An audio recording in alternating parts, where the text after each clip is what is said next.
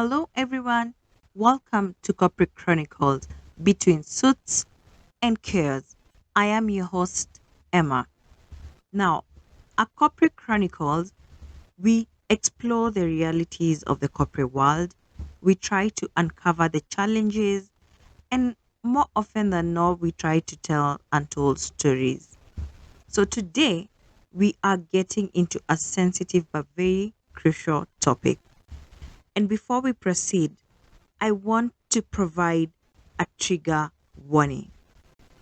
Today's episode contains discussions about sexual harassment, which may be distressing or triggering for some listeners. And I understand the gravity of this topic and recognize its potential to evoke emotional responses. So if you feel uncomfortable or distressed by a discussion of this nature, I want to encourage you to take care of yourself and consider whether this episode is suitable for you at this time. And for those who choose to stay, our aim is to shed light on an important issue that unfortunately affects very many people at the workplace. And our intention is to raise awareness, to provide support, and advocate for change. Hello, everyone. Welcome to another episode of Corporate Chronicles Between Suits and Cares. Today, we are back with a very interesting one. And I am with my bestie, Kanga. I met Kanga, how many years ago? I think it's 2 or 3. 2 or 3 years ago. And it is a relationship that we have cultivated intentionally. So thank you very much, Yes. Kanga, for honoring us, for being here. Who is Kanga? Kanga is my friend, number one. Number two, Kanga works for an organization called Brave Movement. Yes. What does it deal with, Kanga? So Brave Movement basically is an organization that works to end childhood sexual violence, centering it with survivors' voices. Because if we are doing policy interventions and programmatic interventions, survivors' voices need to be at the center stage. So that is what Brave Movement embodies. Okay. I almost told Kanga Karibu Kenya. She has been away for so long, globetrotting, going around the world, doing things. How has it been? This year practically has been an year. I think how we say it has been a year of ups and downs, but for me, this year has really been a year of ups. Yes, I have moved in different countries, globetrotted, but it's because of the passion I have with the topic that we are going to discuss. And for me, I always say, for me, it's not work, it's a mission. And when I see girls, I see boys, I see adults speaking about the topic we're going to discuss, it gives me joy that at least our society is embracing this topic, which has been like a taboo for the longest time, but is ailing and plaguing so many people. Sadly. So, Kanga, and I've said it on this podcast before, before I started this podcast, I did a survey because I wasn't very, very sure on what topics people would want to, to listen to. And when I did the survey, it got over 1,000 responses, and the biggest percentage came in as sexual harassment in the workplace. Yeah. Now, honestly, I'm not shocked. You are not shocked, but for me, it was such a shock. I don't know whether I live in denial. Am I live in which world? Because I had never I always read it on the newspapers or heard it or just had a few things here and there, but I never thought that it was such a big thing. I think it's because of the aspect where, as I mentioned earlier, it's a taboo topic. It has its silence, it has its shame.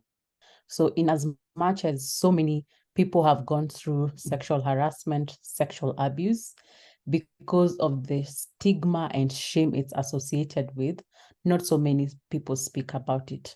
So people are suffering in silence.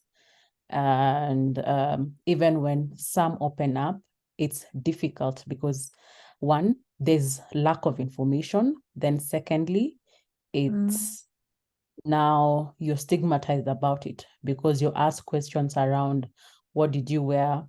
Why were you going to you, the boss at that time? Even with paradigms around women in leadership, you didn't expect it. So you're prone to say, you know what, this happened to me and I'm not going to speak about it. So I'm going to silently battle it. So many people are going through that. Let me tell you something. When I did this survey, I sat with someone in the HR profession, and because I didn't even know where to start, because I didn't even know who I can talk, who can I approach to talk about this topic. And so when I told that person what I had found out, they told me some of these people bring it upon themselves. And I was like, this is not the conversation I want to have. That is not the trajectory I want this to take. And then as I was doing my usual rounds on LinkedIn, the funny thing is that we have been friends, but you never really told us about this. So when I saw you give your story, I was just crying because I couldn't believe it. And so the reason why Kanga is on our podcast today, Kanga has an interesting story, and I want her to indulge us because there are people who have gone through this sexual harassment, but they don't know where to go or what to do. But at the end of it, I want you to know that I want you to feel seen and to feel heard from someone who has gone through it and is still standing, who has been able to rebuild her self-worth. She is a voice of the victim of sexual harassment.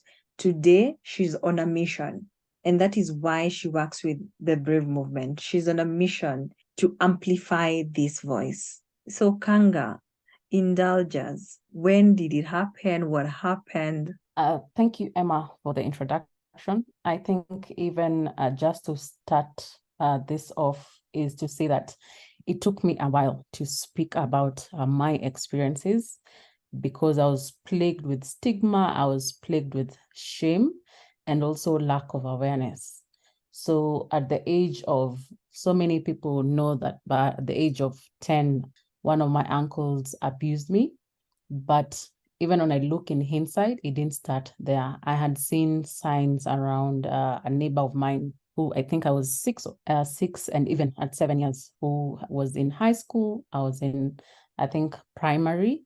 And the person basically took me to their room and had already removed his and was about to undress me, but his sister walked in on us, and that's how I left the room. So I left the room shocked because I had never seen a huge like that before. So I was shocked and I was wondering what was going on, what would have happened. So I shelved that, didn't mention it to anyone, continued on with my life as a kid.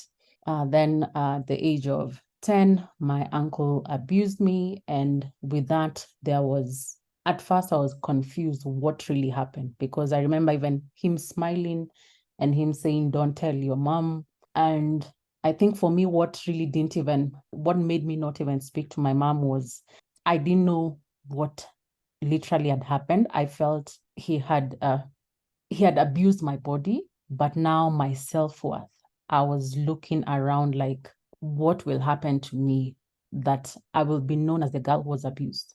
So I quickly went into, I think, action mode to try and erase that part of my life. And I pushed in for my parents to take me to boarding school, even looked around for boarding schools. I'm 10 and I am pushing for my mom to take me to boarding school. And my mom is wondering, why do you want to go to boarding school? I'm telling her, because my friends have gone to boarding school and I'll be left here alone. And my mom takes me to boarding school.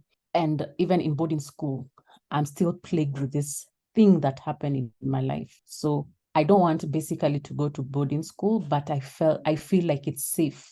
Like my uncle will not get access to me again. because anyway, I'll be closing 2 or 3 weeks at most, and I'll be back in school. So that's okay. Then in school, I find other girls who've gone through the same. So we have this sense of sharing, and I can see what is going on, but I don't have the courage to speak out about my experience. So I look at what is going on and I'm wondering, okay, so how do I deal with this? But I shun it. I'm like, you know what? I can't deal with this. Then eventually, even through my high school, another cousin of mine starts the abuse and I shun it because I'm like, this has happened to me once, it's happening again. And I'm wondering, God, what is going on? But I still shun it because remember, the shame, the stigma, I do not want to be called that girl who was abused. So I finished my high school, I joined campus, things are going well. Then I get now advances from lecturers. And this cycle is repeating itself. I'm like, God, like I've gone through this. Why am I also experiencing this in my university? And luckily, like even with the sexual harassment, I didn't give in. So the abuse didn't happen, but the constant harassment was really bad. I had to change supervisors. And even when I was speaking to some of my friends, some of them, yes, this is also happening to me. Courage, I didn't speak about it. So I let it I just shunned it down. Started working, and even in the corridors of justice, you meet different people. I started forming, like when I would hear about cases around sexual harassment, I would be so intrigued by them because I knew what had happened to me. So I would literally follow them up. And even, let me just go back to when I was 10. So after I was abused by my uncle, and when I joined boarding school, I vowed to myself that when I grew up, I was going to be in a career where I was going to fight for the rights of girls. And I started researching and I bumped into lawyers, and I was like, this is so how you are told in your childhood years that you're going to change your careers. At age 10, I marked that I was going to be a lawyer and I didn't change it. And that's how I got myself into my degree in law with a specific focus on fighting sexual harassment, fighting for the rights of the girls, because I had gone through this, and also for their education, because I felt like if you're not educated, chances of you facing this would actually make you susceptible to the harassment. So it was more around go to school, get educated, and also learning to say no. And for the ones who had been abused, I was going to be at the other front, putting the perpetrators accountable, making them see that what they did was wrong and they need to be held accountable. So that has been my journey. I think I shared with the stigmatization and also with the shame. It's only when I turned 30 that I reached out to my parents and I was like, hey, you remember when I was 10 and I was saying I want to go to boarding? This was why. And my parents were really heartbroken. And this is why I pause and I say, I don't blame my parents. I'm not angry at my parents because my parents did what they could have done to protect me. It's just that I didn't feel like I wanted to share it then. I didn't feel like I would handle what the society would call me. And I was like, I don't want even my parents to go through that. And even when we were having these discussions, there was a lot of conversations and, of course, healing also in the process. It's when I hit 30 that now my healing journey started. So speaking with my parents first, then speaking with different counselors so that they would also look into how the impact of that abuse had affected me and also my self-worth, my self-esteem, showing up even in workspaces, showing up even in my relationships. Because for me, I didn't date until when I was in a campus. Because for me, when I looked at men or boys, I saw monsters. And it's because I didn't deal with what had happened to me. I suppressed it. So I was like, the other gender, they're just monsters. So let's not engage. So it's until now in campus where you meet now different people and you're like, okay, let's see where this is going to go. Yeah. So that has been my story. Then even working because I work in the development space, fighting for the rights of children, for the rights of women, for the economic empowerment. And even in this space, not so many of my friends knew about my story because I was like, I still need to deal with this so that even when I stand and I share my story, I will not, of course, there are moments where you break down, but you're able to articulate what are you advocating for. So I hadn't found my advocacy voice. So even as I shared on LinkedIn, I still share bits and pieces of my story because right now I feel I'm in a space where I've found my voice. I have gone through the phases of healing, and now I feel like I'm right now in the space of where I can say, you know what, this happened to me, and I'm now ready to speak about it because I know so many children, whether boys, whether girls, have gone through the same. And we have literally adults right now who have gone through the same. It's just that stigma and shame is still plaguing our society, that they haven't really come out to say, this is what happened. So Wow, that Kanga, would be my story. I can actually hear your voice shaking, and it is okay. It is okay to have a shaky voice. I don't know. It's very, very sad, but it makes me happy that you have started, or you are in your healing phase now.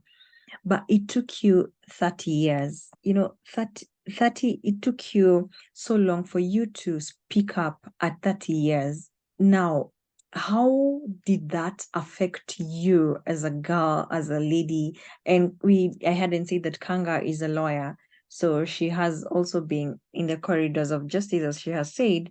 How did that affect you? How did that affect the type of cases that you said, this is what I'm going to deal with? Yes, I think for me, like even when I went into my law degree, it was with a specific focus. So I found I was pulled more towards cases around sexual harassment, whether it's in kids, whether it's in intimate partner violence. Like I was drawn to that.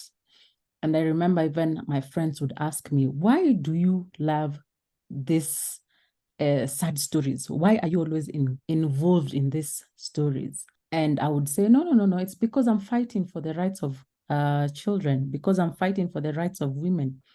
And they wouldn't understand. I remember even there are moments even in my humanitarian days, I would literally go to centers, rescue shelters, 9 p.m., 10 p.m., just to give a sense of comfort to a lady or to a child.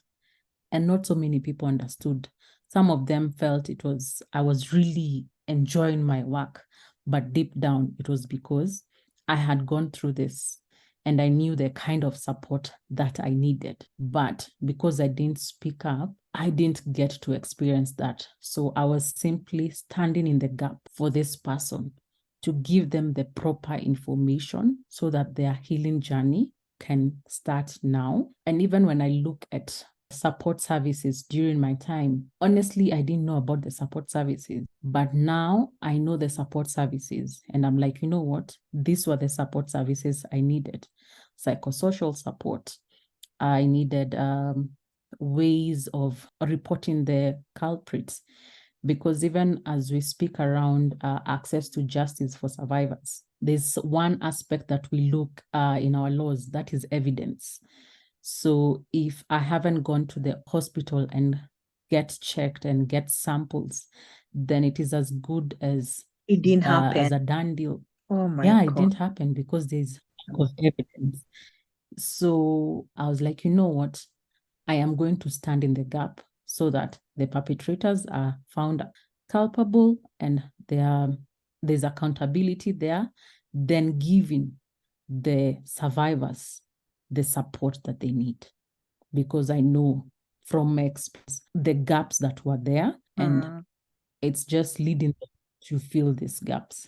So how the experience affected your career trajectory is that it made you want to stand in the gap for people who have gone through the same. Exactly. So in as much as I didn't even speak out for 20 years, so even in my advocacy, I still was very keen on fighting for the voices of survivors, despite not even talking about it.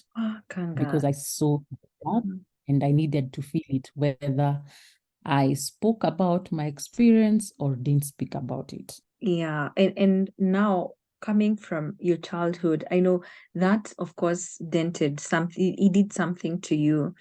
But as I say again, that I am extremely happy that you are on the path of healing, because I don't know, I feel like it's a continuous process. But what I want you to bring up now in the workplace, apparently there's a lot of sexual harassment. In the last episode, we were talking to HR practitioner who is also working around the whole of this sexual harassment thing. But when it comes to the workplace, someone who has gone through that or who is going through that, what would you tell them? What is the process of it all? Do I look for a counselor? Do I speak up? What do I do? Thank you, Emma, for that. That is really crucial. I think first and foremost, it even starts from your onboarding process. Like sexual harassment in the workplace is really adamant. Like it is, I think, the number one challenge in most workplaces. And we even have like an convention around looking at workplace sexual harassment. So I think even my advice would be from like if I'm giving a scenario whether you're just getting into a job, first and foremost is to, among the documents that you sign, the contracts, the medical insurance, ask for the HR policy and what does it talk about sexual harassment. Do they also have like a gender policy? Because right now we have lots of gender policies that speak around sexual harassment. And why I'm really specific on these policies is to look at what do they say, because there are some policies which are really good, which give you the process, like you report the person, that the organization is able to give you psychosocial support, or the organization is going to investigate what has happened. There are instances where even the organization will work together with the police to investigate the report that you have given. Now, for the ones who are currently right now in jobs, I would say stay first and foremost, look at your policies. What do they say about sexual harassment? Because then also follow the script on what the policies say. But even as I'm talking about the policies, there are also so many organizations that lack these policies. And there's a disconnect with what is currently happening and what is there on the pieces of paper. Because there's also the power dynamics. What if it's my boss who's harassing me? And at the end of the day, I need to feel a performance review with the boss. I always say it is important to speak out. And this is why I even call the HR practitioners. Confidentiality is really, really, really crucial for survivors, and to believe survivors. First of all, I'm very excited or happy that you have been able to commence, or you're still going on in your healing journey. Now, coming to the workplace where these things are actually happening, what would you tell someone from a legal perspective, from someone who has gone through it, from your advocacy work?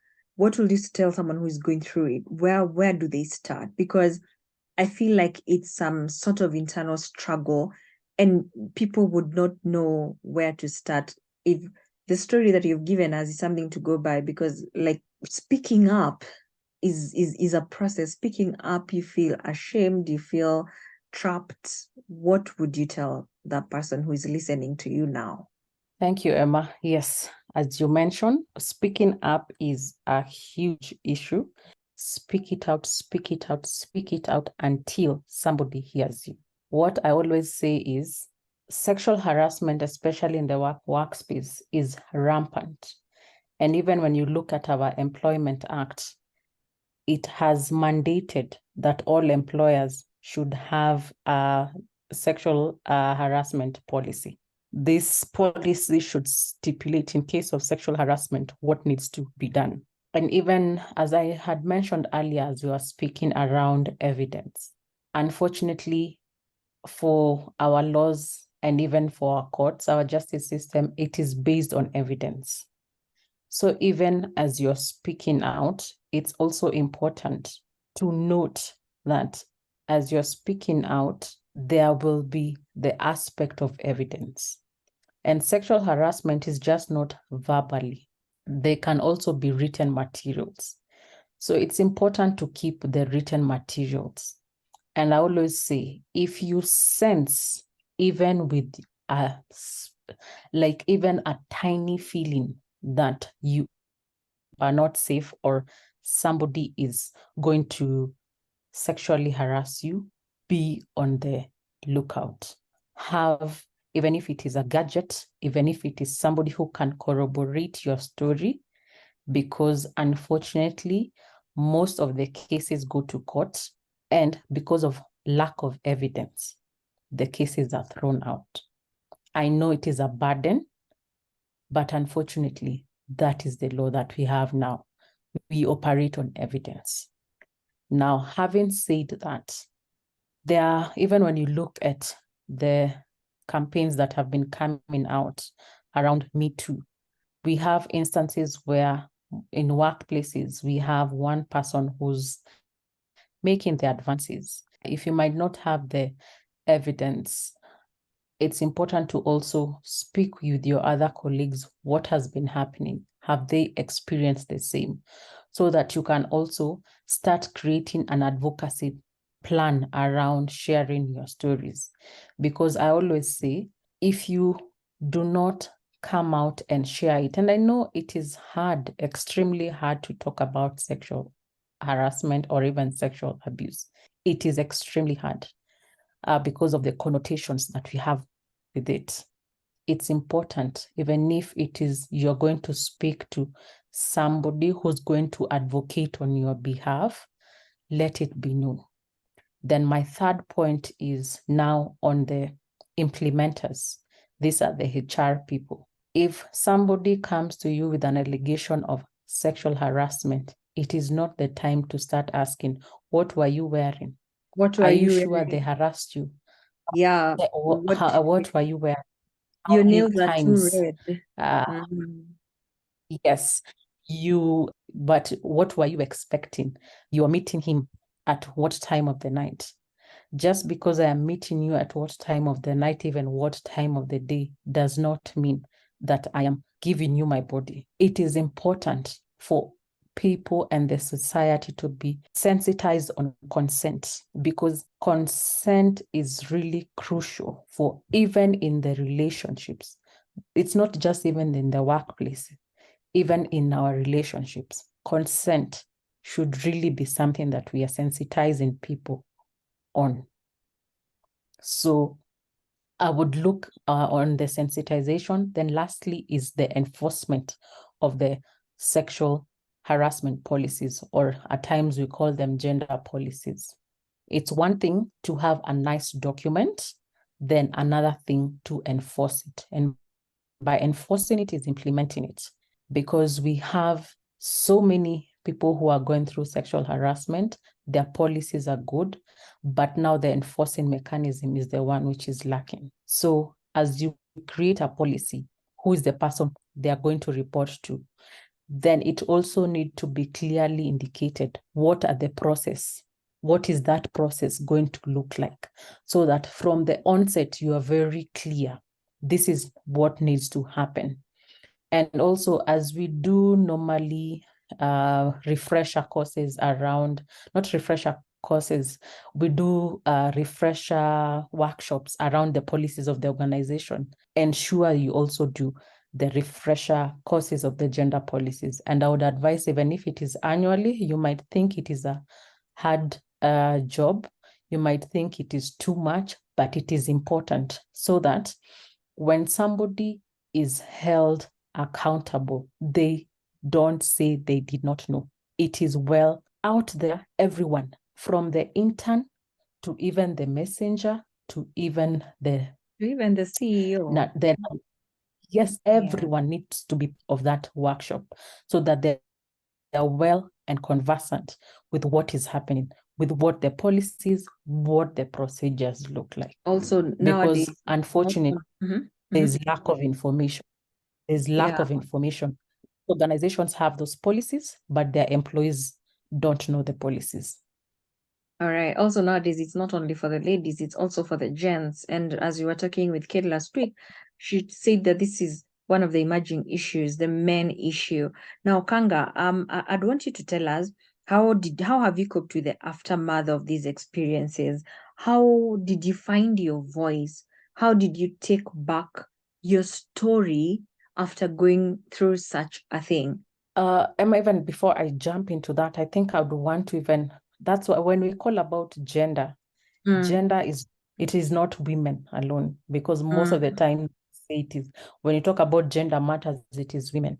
We have lots of research which has been done around sexual harassment, even for men, for boys, for girls, for women. The sexual harassment is for all genders. Yeah. And even I normally get sad when we have instances of sexual harassment, whether it's for a man or for a girl, a lady, or a boy and a girl, and there seems to be this war between men and women. That ought not to what needs to be happening. It should be against the sexual abuse, not war between genders, because that's where we lose it. Now, moving on to your question, I think for me, when now I started my healing journey, and I knew that I am drawn to the cases of this caliber, so I need to heal fast. And even as I say, I need to heal fast, healing is not a destination, it's a journey. There are days where I am good, there are days where I'm down, there are days where I need just to go and configure myself. And I recognize that that is part of healing. That has really helped me even to share my story, to be brave and actually come out in the public and say, this is what has happened. I remember there have been instances where I have been called damaged goods, and that would really affect me. But right now, I stand up again. Whatever you say to my face, it doesn't really affect me, because at the end of the day, it is not what you say to me. It is my lookout. It is my own look within. What do I feel about myself? Because unfortunately, human beings will always be human beings. They might want to project what is going on in their lives. They might want to say things that are hurtful to you, but how am I taking them? Am I taking them and planting those seeds in my life and bringing the insecurity in me? Or am I going to take them and say, you know what, that is your opinion, you're entitled to it, but it does not define me, because what happened to me does not define me. Then the other thing is, I would even speak around self-worth, around acknowledging, yes, it happened to you. You need to also get to the aspect of acceptance. It happened to me, but it does not define me. And now work towards moving. What do you want to do with your life? You might want to say, you know what, I am going to use this as a piece of advocacy for me, which is what now I am currently doing, because I wouldn't want to have anyone, even my worst enemy, go through this, because this is trauma and baggage that you keep on carrying over and over. And that's why I'm saying healing is really crucial, and we need to normalize psychosocial help. Going to therapy does not mean you're mentally disturbed. It's just to go and speak to somebody and say, hey, this is what I'm thinking, this is what I am feeling. And for me, it is very therapeutic. So I think for me, it's with this experience, I've been able to get to the acceptance stage and actually say, I am going to use my experience as an advocacy tool to ensure that no child, to ensure that no man, no woman would have to go through this, because I know the harm and the effects that it can impact on your life. Wow, Kanga, this is quite heavy. And to our listeners, if you hear our voices shaking, it's because it's quite heavy. It's quite heavy, and especially when you're talking with a friend or someone you know very closely, just even trying to find the courage and trying to find themselves to speak up, it's quite something. So Kanga says it happened to you, but it does not define you. If it has happened to you, does not mean it defines you. And Kanga, I think we have come to the end of our recording today, of our podcast today. So Kanga says, if it has happened to you, it does not define you. And she tells us about normalizing psychosocial support. Therapy does not mean that you are weak. Speak up, seek help. And she said the number of times she has said speak up are not countable. I can't even count them. But Kanga, I want to thank you very much for finding your voice and even carrying people and carrying us with you in your healing journey as you take back your story and rebuild the person that you were born to be. Maybe you can give us your comments as we end this podcast today. Thank you, Emma. And even as this topic is heavy, I wouldn't want us to live with the heaviness. I always say there's light at the end of the tunnel. Sexual abuse is preventable. It is preventable. Unfortunately, we have weaponized sexual abuse because we utilize the shame and the stigma that the survivor will have so that they will not be able to speak up. Even as you look, even whether it's in the office, whether it's in our politics, lots of sexual abuse is used for intimidation, but that doesn't need to happen because sexual abuse is preventable. Then, as I mentioned, there's light at the end of the tunnel. There are so many people who are survivors, some are allies who are working in this space, who have seen this issue of sexual abuse and are working tirelessly to ensure that no child, no woman, no man will go through this. We have rescue shelters, we have hotline numbers that we can call if somebody has gone through the sexual abuse, and in case you want to report. Also, right Kanga, now, there's you can give us the numbers. We will link them down on the description box. Okay, so we have like 1196.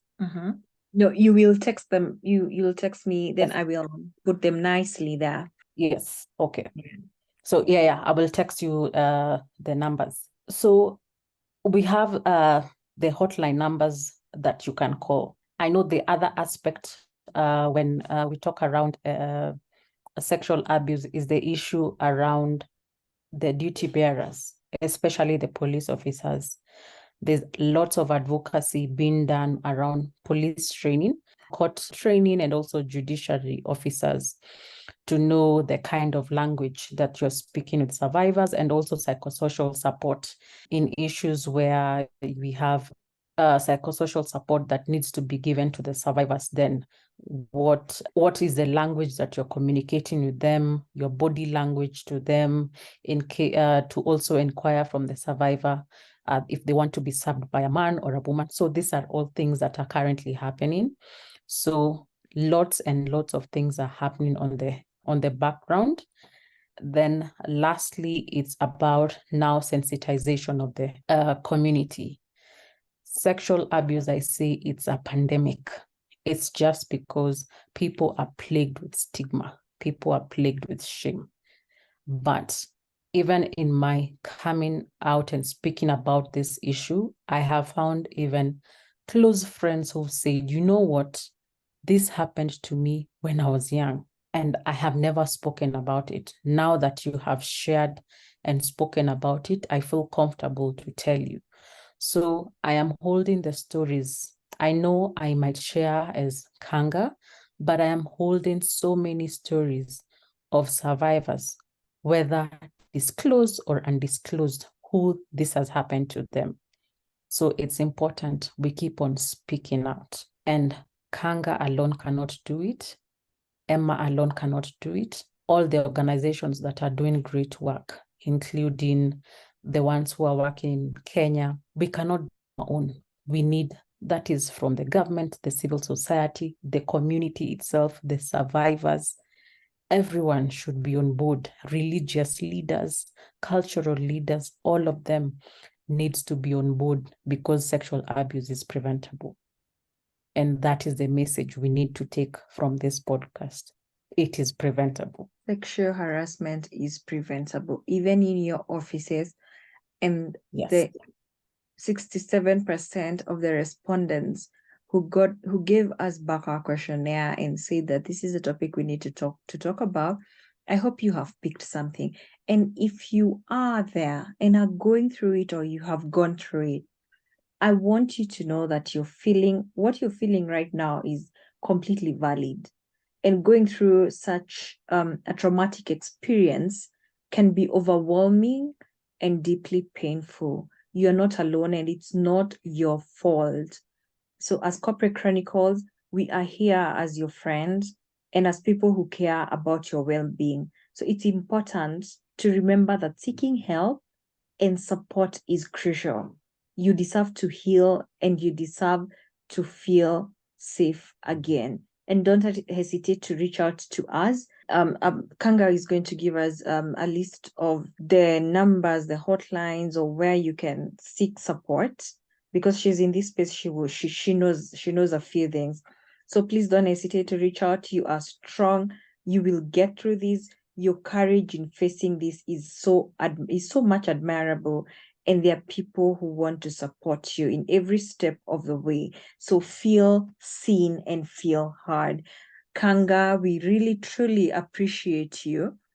And I, as Emma, really truly appreciate you for coming on to educate people, because this is more of education than anything else. And I wish you well, even as you are serving your mission at the Brave Movement. May you serve with, the dedication that I have seen you in your element. So I'm wishing you well, and thank you very much. And I'm sure some of our people will say, hey, can we have Kanga again? Will you want to come back to us, Kanga? Definitely. Even as I share my hotline, the hotline numbers, if anyone wants to reach out, my profiles are always public. Reach out. We can speak. I can link you to several counselors and help you walk you the journey. So we're going to also leave her social media handles. All right, thank you guys. We've come to the end of this episode, and we want you to follow us on our social media handles, on LinkedIn, on TikTok, on Instagram, and from wherever you listen your podcasts from, on Spotify, on AfriPods, on Apple Podcasts, on Google Pods, on Castbox. Thank you very much. We see you next time. Kanga. Hello, darling.